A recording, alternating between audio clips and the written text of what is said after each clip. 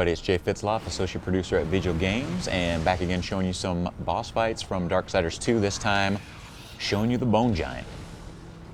Doesn't quite start off as a giant, it starts off as kind of this bone snake more like. And earlier in this level you got the ability called Death Grip, which is kind of this zip line that Death shoots out. You use it a lot to traverse through levels, to get up to higher spots, cross chasms, things like that. But you can also use it in combat. Smaller enemies, it would pull them towards you or trip them up.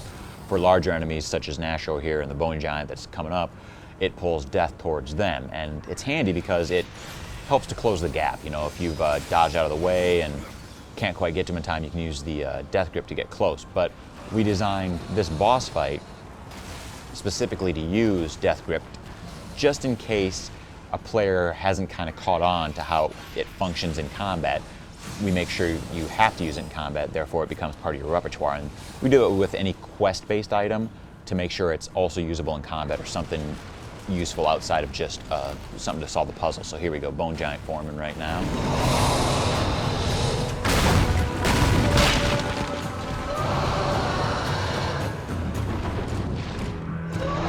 I always hold this one kind of close to my heart because this was the first boss we actually got functioning in the game, and I think our first live demo we ever did of the game, this is the part we showed because again it was functional and it looked cool too. And another little interesting fact about this is it wasn't originally in the design of the game.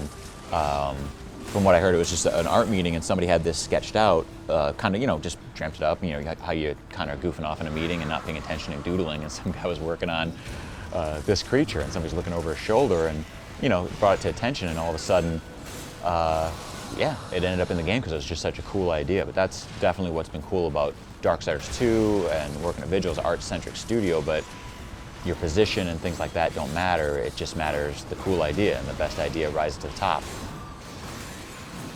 So the secret here for the Bone Giant is you'll get to a certain point and when he screams, he'll like lower his head and scream out at you. And when you do that, again, you can use the ghost hook to grab the that snake part, the Nashor part, pull that out of him again, and then beat the crap out of that.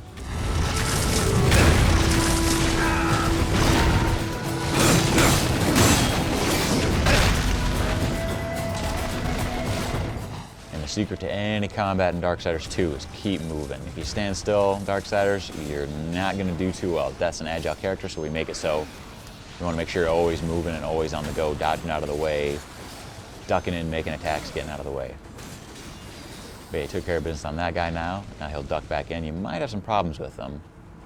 It's actually, that's another cool thing about this boss is, you know, some of our bosses you can definitely see patterns, and this one definitely has a certain amount of pattern, but for this guy in particular, you're never quite sure when he's going to reform that Bone Giant. So you always have to stay on the move and keep waiting for him to get back into the swing of things before you're back into the kind of the combat you get used to. But that's what we like to do too, is keep mixing things up on you, so it's not the same thing over and over again, especially the combat game. If you were just pushing X the whole time, it would be a pretty dull affair, so we like to keep things fresh for you guys.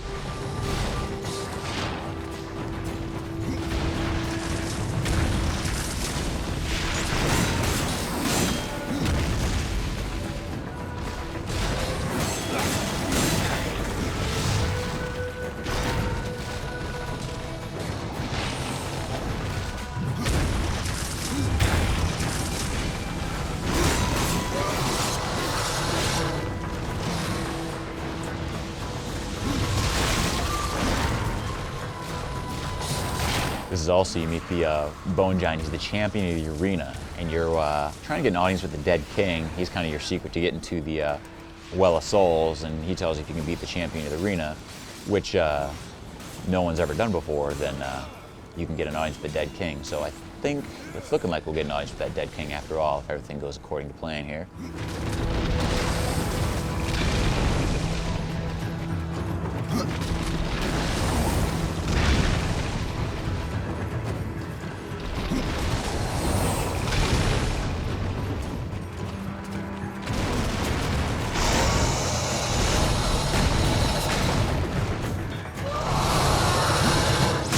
Another thing I don't think I mentioned, I think you see those numbers popping up out of the screen. Like for example, we're using a weapon where it can set your enemy on fire, so then you saw the fire damage, and then you see that number that's on fire, that lets you know you started the enemy on fire.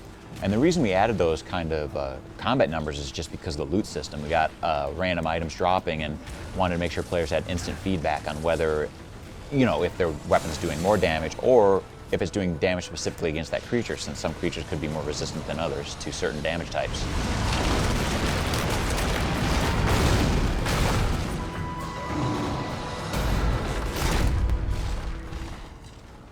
And the Dead King asked for his head, and there it is. Return that to the Dead King, talk to a man, and get on with our mission. Look for Darksiders August 14th for PlayStation 3, Xbox 360, and PC.